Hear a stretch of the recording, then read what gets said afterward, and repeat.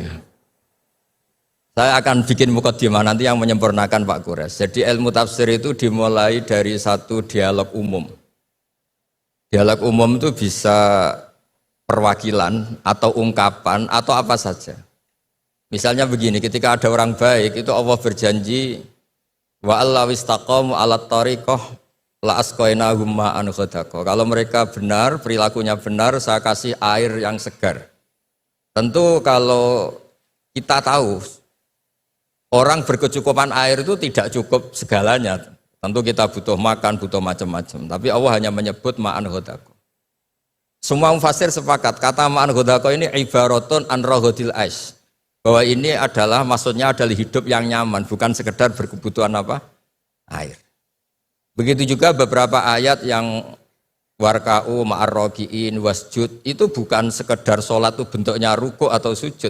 Tapi sholat yang sempurna, yaitu dimulai dengan takbir, diakhiri dengan apa? Salam. Dan itu akhirnya butuh teladan, yaitu Rasulullah SAW. Kemudian di balik teladan itu ada ilmu diroya. Saya termasuk orang yang baca banyak tentang diroya. Karena korban bulian, jadi ulama itu saling membuli, saling mengerjain itu.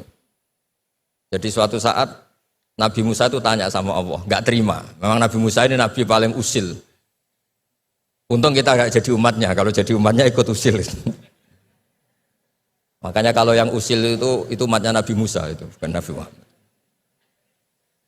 Nabi Musa itu tanya sama Allah, ya Allah kenapa engkau menjelaskan tentang engkau, ada kata-kata la ta'khudhuhu sinatu wala naum.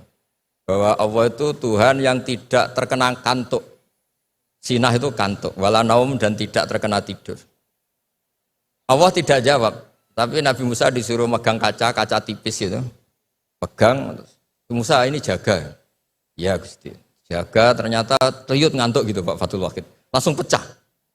Kamu jaga gitu ngantuk langsung pecah. Bayangkan saya yang jadi Tuhan. Kalau ngantuk sedikit saja alam bisa rusak semua. Terus baru tahu dia, oh penting penjelasan sinatun, tidak ngantuk itu.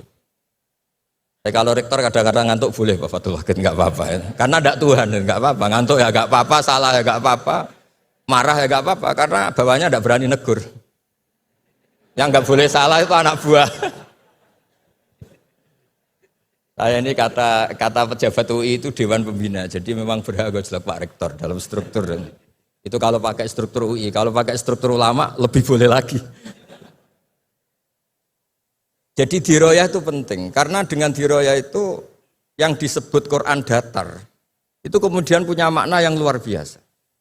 Tapi kalau kita tidak punya diroyah, maka kesannya Quran itu nyuwun sewu itu datar. Itu masalah besar bagi kita sebagai peneliti Quran. Makanya kadang-kadang itu butuh, tadi saya bilang sedikit provokatif. Karena diskusinya ulama itu juga dimulai dari provokasi. Sedikit cerita perdebatan ulama yang ekstrim. Mu'tazilah itu berpendapat Allah itu hanya menghendaki kebaikan. Karena Allah itu melarang keburukan. Kalau Allah menghendaki keburukan ini paradok. Bagaimana mungkin melarang tapi menghendaki.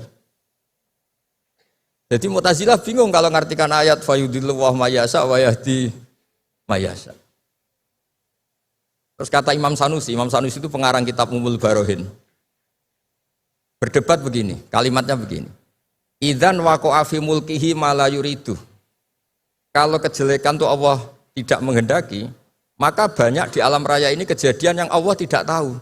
Jadi kalau Allah dilapuri, ya Allah di dunia banyak maksiat. Waduh itu di luar kekuasaan saya, itu kan masalah ya. Nah, kadang-kadang jawaban provokatif gini itu bisa menghentikan lawan debat. Tapi kata Izzuddin bin Abdissalam yang punya gelar Sultanul Ulama, kamu jangan benci sama Mu'tazilah di konteks ini karena niatnya itu supaya enggak nisbatus syar'i ilallah. Supaya kejelekan tidak diisnatkan ke Allah, tidak disadarkan ke Allah. Itu juga ajaran Allah, ma asabaka min hasanatin fa min Allah wa ma asabaka min sayyi'atin fa min nafs. Tapi ahli sunnah tetap saja berpikir khairihi wa syarrihi min Allah. Nah, tapi nggak boleh ditanyakan ya. Kalau kamu tanya ini tak cap jadi umatnya Nabi Musa, nggak boleh tanya bab qada qadar. Karena panduannya Rasulullah SAW ngendikane idza dzukiral qadar fa'amsiku. Kalau sudah diskusi qada qadar kamu harus diam. Yang bicara kriminal, pidana. Tapi saya memberi contoh betapa perdebatan diroyah itu penting. Nabi wa Khalilur Rahman Ibrahim itu juga sering debat, malah sama Allah, enggak sama Pak Kores atau sama Pak Rektor enggak. Suatu saat Nabi Ibrahim itu mau meninggal, kata malaikat Israel, Ibrahim kamu mau meninggal? Enggak, saya tidak mau meninggal. Kenapa? Karena saya gelarnya Khalilur Rahman, kekasih Allah. Hubungannya apa? Aro'aita khalilan yumitu khalilah. Masa kekasih membunuh yang dikasih ini enggak benar? Malaikat kan enggak biasa debat, naik Israel, tanya, ya Allah ini logikanya gini, ini gimana ini? Enggak pernah kuliah malaikat, jadi enggak bisa debat malaikat. Allah itu enak saja jawabnya, bilang ke Ibrahim, wahal ra'aita habiban yakrahu ayalqa habibah. Masa katanya kekasih Allah ketemu kekasihnya ada siap. Oh iya mati enggak apa-apa, mati enggak apa-apa. Jadi kalau kamu takut mati itu belum kesayangan Allah. Kok takut semua toh? Padahal enggak kaya juga, enggak makmur juga, tapi takut mati. Nah, itu juga ada dialog. Sehingga ilmu ini menjadi hebat tuh karena banyaknya dialog. Yang terakhir saya ini Sohibul Bait, jadi nanti Pak Kures yang ngetikan. Ya, saya hanya provokasi supaya nanti Pak Kures pakai ilmu yang kelas A, bukan kelas muhibban kata Pak Rektor tadi. Itu ya provokatif. Muhibbin itu sudah luar biasa. Kalau mustame malah turu terus ngantuk itu kalau di Indonesia. Muhibbin itu sudah luar biasa. Ada sekian debat-debat yang misalnya begini di tafsir Tobari. Kita sebagai penekun fikih, saya ini sedang hormati jenengan, penekun bondak pokoknya kita ini penekun fikih. Itu yang namanya qashar salat itu ya salat rubaiyah dikosor menjadi sunaiyah, duhur menjadi 2, asar menjadi 2. Ya jangan ngosor maghrib jadi 1,5. Juga ngosor subuh menjadi apa? 1. Yang boleh dikosor itu yang salat apa?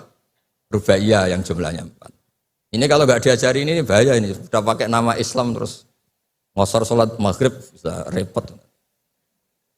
Tapi Imam Tobari ngendikan, apapun hebatnya mufassir itu dia terjebak oleh mindset fikihnya. Karena dia fikih ya qashar itu qasrul sholat itu ya 4 menjadi 2.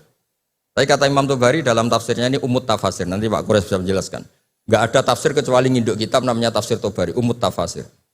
Itu digelari lam yu'allaf fil Islam misluh, enggak ada karangan sehebat tafsir Tobari kecuali Al-Misbah. Tenang mawon tenang mawon ini Mbak Caca agak terima, saya ini kan Mbak Naswa agak terima itu ngelihat saya sama abahnya terus ya kecuali enggak apa-apa sudah ini tamu harus dihormati sudah kecuali saya rileks saja. Falaisa 'alaikum junahun an taqsuru minas shalah in khiftum ayyaftinakumul ladina. Itu kata Imam Tobari, qasrus salat menjadikan salat 4 menjadi 2 itu ya bagian dari qasrus salat, tapi qasrus salat itu bisa yang pernah wajib menjadi tidak wajib. Misalnya salat itu wajib menghadap ke kiblat, gara-gara kondisi darurat tidak wajib menghadap apa? Kiblat. Salat normalnya enggak boleh gerak di atas 3 kali, tapi gara-gara kondisi darurat boleh gerak di atas 3 kali. Itu juga qasrus salat.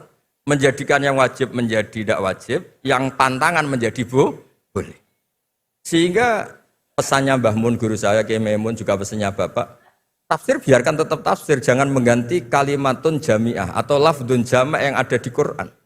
Karena kalau tafsir membentuk nanti menjadi mudhayyik, mempersempit makna Quran. Coba kalau sampean belajar tafsir ya ayuhan nas mesti ya ahla Makkah. Budu robbakum. Kalau menuruti tafsir kan, oh ini perintah ke ahli Mekah, saya kan orang Indonesia. Bisa masalah itu. Misalnya tahajud, wa minal laili fatahajjat bi. Fatahajjat ya Muhammad ya Rasulullah. Saya kan tidak Nabi Muhammad, berarti enggak kena perintah itu. Masalah besar itu. Jadi memang tafsir itu harus, tadi saya sudah matur Pak Kures, di pondok itu jarang orang nulis tafsir. Karena sudah diancam man fasarul Quran bi ra'yihi falyatabawa maq'adahu minan nar.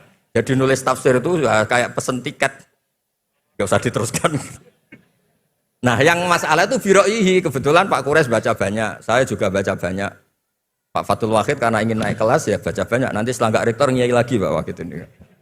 Karena kecilnya tuh ngaji di bawah saya di Kudus, di Muawanah. Saya nggak tahu kok jadi rektor. Nggak tahu, makanya dia tadi dalil-dalil kayak wong pinter gitu kan. Saya juga heran. Masa di depan Pak Kures, di depan saya tetap dalil itu luar biasa. Hebat itu, hebat. Luar biasa itu. Pokoknya hebat. Anda harus bangga punya rektor seperti ini, harus bangga. Ya gitu saja. Wassalamualaikum warahmatullahi wabarakatuh.